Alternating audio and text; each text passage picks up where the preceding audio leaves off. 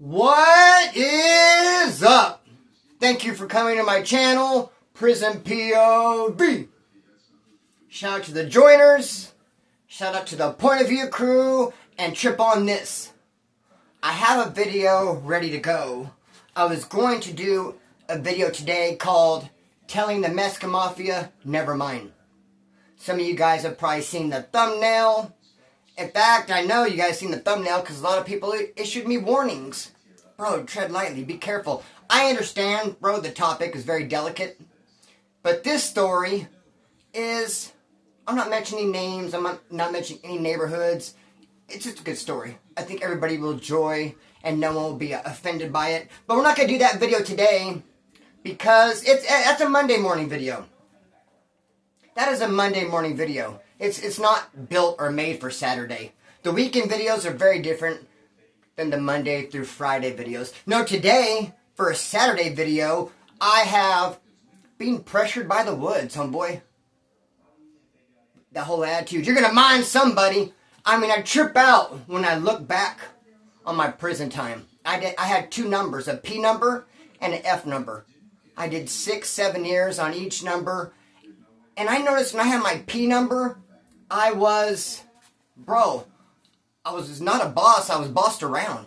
I felt like a pawn, just waiting for someone to move me. You will go here, you will do this. I couldn't politic, because my opinion wasn't, valuable. My input was put to the side. I didn't have an input. I didn't know what was going on more often times than not.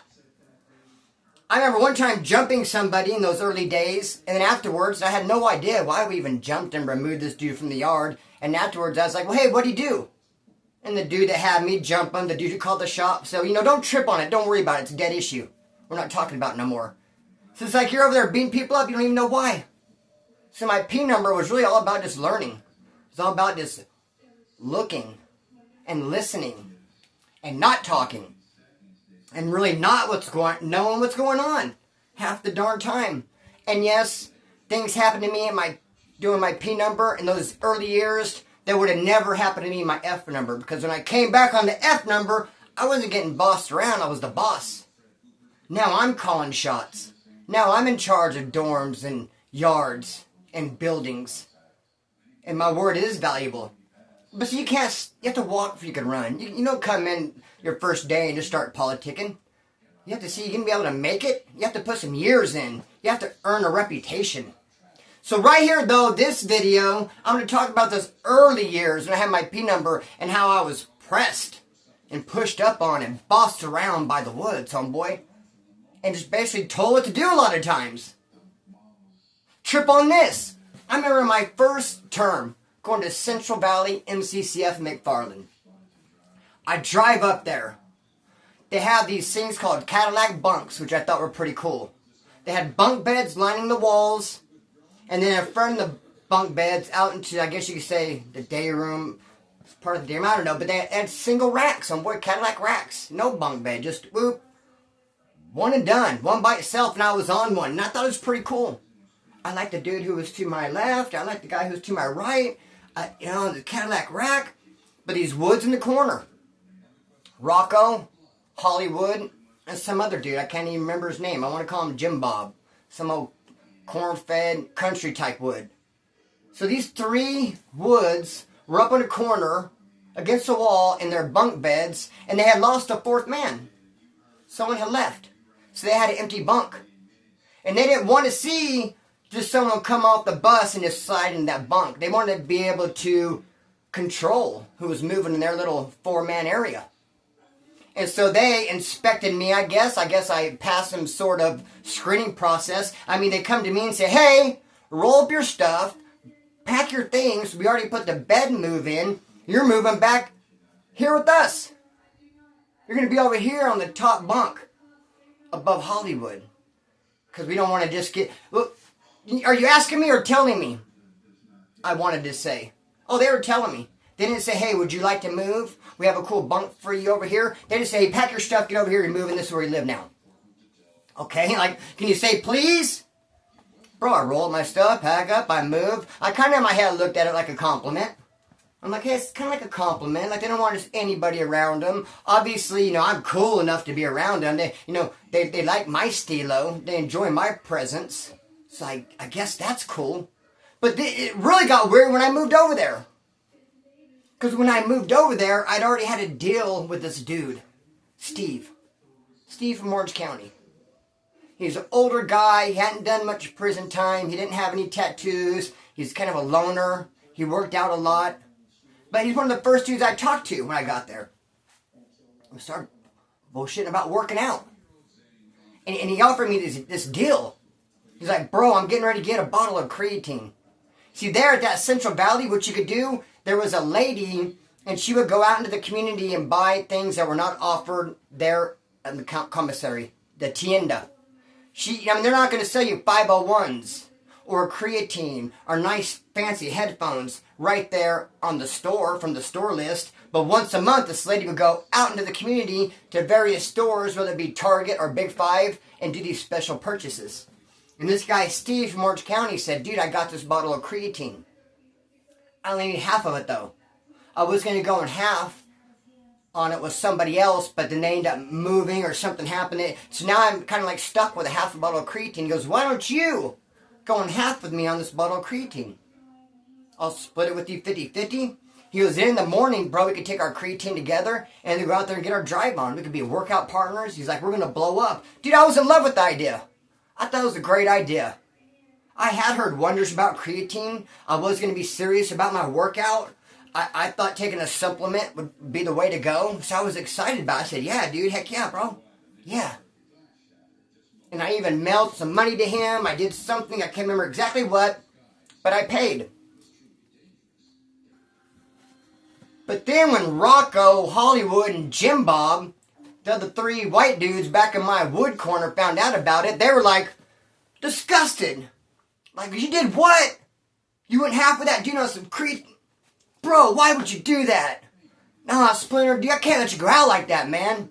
No. Oh, heck no, bro. Splinter. How could you? You need to go tell that dude, Steve Orange County, that you don't want nothing to do with that creatine. He's trying to get you. He's trying to run game on you, Splinter. No, you go tell him, I don't want that creatine. Pay me off in soups. They're like, Rocco's like, bro, you'll get bigger off soups than you will creatine. He's trying to run game on you. You go tell him, I don't want the creatine. You pay me back in soups. And he goes, and you put those soups under the bed, and you have a couple of them a day, and you'll blow up. You know, they weren't trying to give me good advice or counsel. They weren't saying, hey, we think you should do this. They pretty much demanded, go get soups. He owes you. Tell him, no, keep the creatine. It made me feel stupid for even involving myself in this deal, which I still wanted to be in, by the way. But according to them, I couldn't. Very odd, very strange. And that Hollywood guy, man, I couldn't figure him out for nothing. Because he's real big and buff. Had no tattoos, always wore a slingshot. And he was either like buff and mad dogging, or he'd be like, my nails, I got my nails done. Be real fruity. And gay. Homeboy. Soft. Too much estrogen. Prancing around. Giggling. And about the time you'd see him giggling and prancing and my nails, and you start to think, dude, what's up Hollywood? He would switch up and he'd be the tough guy again. Mad dogging and flexing. Just about the time you started to question, like, dude, what are you, bro? He would break out the tough guy image. And then you get used to that, and then he would, strange. But not as strange as me having to go tell Steve from Orange County, hey, dude, I don't want to do the creatine deal, I guess. Just pay me in soups for what I owe you. And they got the soups and really never talked to Steve again. It was just all kind of like they told me to do it. I would have enjoyed the creatine. I would have joined staying on the Cadillac rack. I didn't even want to move back there with them. But there I am with a bunch of soups now instead of creatine. But trip on this. How about the clavos, homeboy, that they demand you put in the bank and carry? How about those, huh? Because I'm from Kern County, bro, and what makes us different from others is that we had the tobacco going on for years and years. Tobacco in part of our county jail, the farm. So every time a bus of Kern County dudes went to Wasco Reception, we took tobacco with us. We were the tobacco plug, homeboy. Even when the prison still had tobacco on the main lines, They didn't have it in reception. And good luck getting tobacco from the main line over there in reception. Talk about paying an arm and a leg. You're going to have to go through many avenues. But bro, just hold your money and kick back, because here comes Kern County. We always had the tobacco. But only a part of our county jail on the farm. Not in pretrial. Pretrial was where all the lifers were and the people fighting those big cases. And some of the gangbangers and the hardcore people with the red bands. They were in pretrial, and guess what? They wanted to smoke. So they're always sending kites over to the farm like, we need tobacco. What they'd say is, hey, here's our court dates. Here's the court dates that are going to be available. Send it on that date. So pre-trial sends a kite saying, look, we're going to be available to pick up on June 4th, on June 5th, June 9th, 10th, and 11th. Those are the dates will be available at court to pick up. You better bet your ass that someone on the farm is going to be taking tobacco to pre-trial on June 4th, 5th, 9th, 10th, and 11th. They're going to find somebody. And they don't care who you are. You're going to meet the demand the pretrial has put on the farm of delivering that tobacco on those court dates. So here I am, minding my own business, hadn't been to prison yet, out there at pretrial, and this dude walks up to me, he's like, hey, you got court tomorrow, right? And I was like, yeah, I got court tomorrow. He goes, here, take this. And he handed me a big, like you have to hand it, I had to hold it in two hands like this, just a huge claw vote, 2 packs of Bugler. Bro, it was long, and it was fat. It was a straight up gut wrench. He didn't ask me. He just said, here, bro, you're taking this tomorrow. And I was like, dang. And there's some other people standing around looking, we're laughing. And I was like, why didn't you break it down and make it a little bit smaller? You could have made 2, 3, maybe even 4 clavos out of this. He's like, no, that's how it has to be. And there's kites in there, and there's other stuff. So you better not break into it. That's how it has to go. And you're going to take it. We got Vaseline for you if you need. So, dude, I was tripped out, bro. I don't want to run with this big, huge, long, fat, 2-pouch clavo. This dude was telling me I had to, didn't ask me, just, you're going to court, take this. Dude, I stressed all night about it. He came at me at night yard, and they're shutting the yard down. Handed it off, 3 o'clock in the morning, go to breakfast, and go to court. So what I did, I got up like 2 or 3 in the morning, went in the bathroom, broke it in half, took half of it, made sure there was no drugs or kites or anything, just threw that half away, pulled the other part up, start wrapping more fingers around it. Bro, broke it in half for my candy ass, because I don't think so. And then I went and lay in bed and just laid there all night stressing out, thinking they're going to see me at breakfast like, give it back real quick. I want to add to it, or I have another one, or that's not the right one, and I'm not going to have it to give back. Just like that dude at Corcoran, man, because you have Corcoran shoe, and you have Corcoran, old Corcoran right here, 3B. The shoes are by the kitchen. It's close in proximity, but yet so far away. So close, but so far away. There is not really an open means of communication.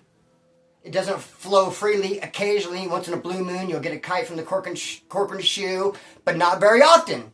And all of a sudden, this wood one day says, hey, I got an open line of communication with the Corcoran shoe. I'm talking to them. I can't tell you how I'm doing it. You just need to know that I am doing it, and you need to give me some Gadaga to send over there to them. They want it, and I can get it to them. But I'm not telling you how. Dude, the homeboys on the yard had no choice but to give it to him. They'd take him at his word.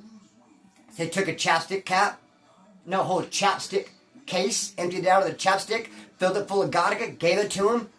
He was supposed to get over the Corcoran shoe the next couple hours, but they waited an hour or so and said, hey, can we see that back? We're going to add to it. We're going to use a different container. Let us have that. And he gave it back, bro, and it was half gone. He'd already dipped into it. You know they GTA'd him. But here I am at the farm with a big old gut wrench. And they're wanting me to freaking straight hoop it and take it to court. I broke in half, bro. I was so paranoid all night long they were going to come trip on me and sweat me. But, dude, that was just run-of-the-milling.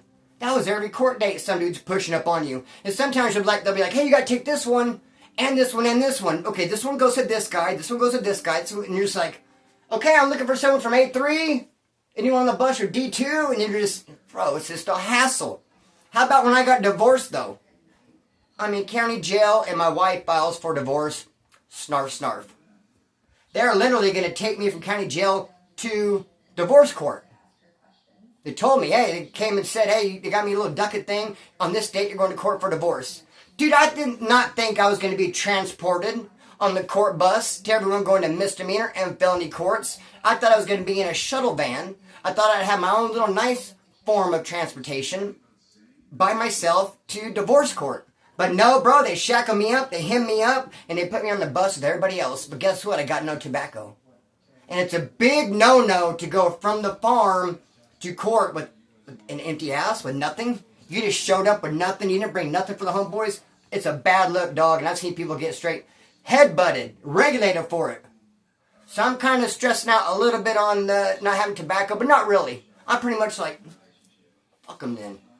After all, I'm getting divorced. I should be sitting there feeling sad for me and the destruction of my family. Screw those dudes, tobacco, man. I got other things to worry about. And I'm just sitting there, and if someone was to jam me up, I was going to be like, no, I don't have no tobacco, bro. But I wasn't going to take none of their shit, bro. I wasn't going to let them abuse me. And I'm sitting there, and here comes the pre-trialers, and here comes Rambo from NLR.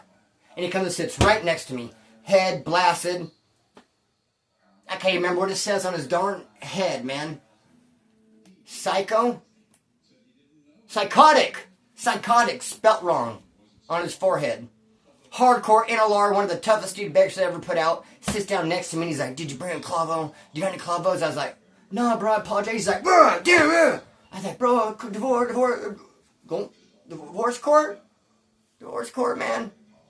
And then he took his eyes off me and he started sweating in the woods, and thankfully someone has some tobacco for him and he kicked back. But bro, talk about pressure. And then trip on this, man. This one really eats at me. You ever have something that happened to you in your past and you haven't let it go, and you'll be laying there at night, maybe you can't sleep, and that'll pop in your head? Like, oh, I remember when that happened. Oh, dude. It always bugs me when I think back to this story. I think I brought it up maybe perhaps a time or two. I can't let it go. I'll try to hit it from another area. That's why I made this story last, in case you recognize it and you want to dip out. Now there's no further stories. Love you. See you on the next video. I'm sure several people have not heard it, and it goes like this. I'm at CMC West. And the time before I was at Wasco A-Yard. My cellie was Wasco Mike. And he gave me a whole chest plate, but just the outline. I already had a couple of kind of tats, but he just free-handed and did me a whole chest plate. And he told me, Splinter, we're going to do it all at one time, bro. I'm going to outline it and shade it, and it's going to be done right here, right now. But after he outlined it, I'm like, I don't want to shade it right now. I want you to shade it later. And we ended up getting into like a big heated argument. Almost threw some blows. Because later I couldn't believe that Wasco Mike would not shade it. He's going to let me parole with just an outline. But he did say, I want to do it all here now. Outline and shading.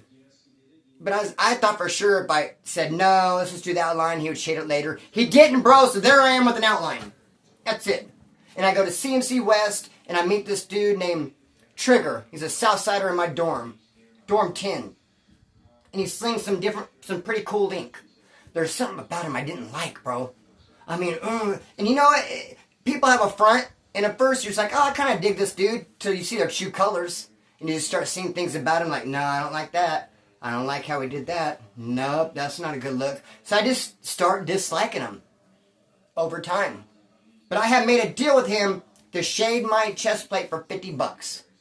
25 one store day, 25 another store day. Do it half at a time. Do this half, and later come do this half. So he shaded half of it. I gave him $25, and I decided not to do the other half. I didn't want to do it. Do I have to have a reason? I guess if I had to have a reason, I didn't really care for a stilo. Maybe I wanted the $25 for myself. I had less money than I thought I had. Whatever the case may be, whatever the reason was, I decided no. I mean, it wasn't like a contract in blood. Like, okay, bro, for sure, I give you my word, palabra, we're going to do this deal, $50. It was just kind of like, oh, you want to do it? Okay, this half, 25 there, you know. All right, cool, man, see ya. He did it, and I was like, I don't want to do it, never mind. And he got butthurt. Trigger got butthurt. When I said, never mind, he's like, oh, no, we have a deal, you have to. I was like, well, I don't want to. I don't want to do it, bro. I don't care about our deal. I don't want to. I don't want to give you $25. I don't want you to finish it. It is what it is. Do whatever you want to do about it. If he wanted to fight or kick off a riot, I was ready. But I was not prepared for what he did. He went and cried to these two white boys, Warrior and Rook from L.A. And the type of yard CMC West is, at that time when I was there, it's like no one really had the keys, but everyone had the keys. I mean, you could say Warrior had the keys. You can also say Sparks from RSSH had the keys. And there were others. Different people put their input in at different times, and there was no one guy you could single out and say, he's running the yard. But if you had asked Warrior, he would have said he was, and Rook was his little sidekick there from LA. Trigger wouldn't cry to them. Me and Splinter had this deal, and this never. And then Warrior and Rook come, hey, let's hit a lap, Splinter. What's up? They're like, you have to let him finish. You guys made a deal. I was like, fuck him. Fuck you guys too, man. How are you going to tell me what I have to do with my money? I don't want the tattoo.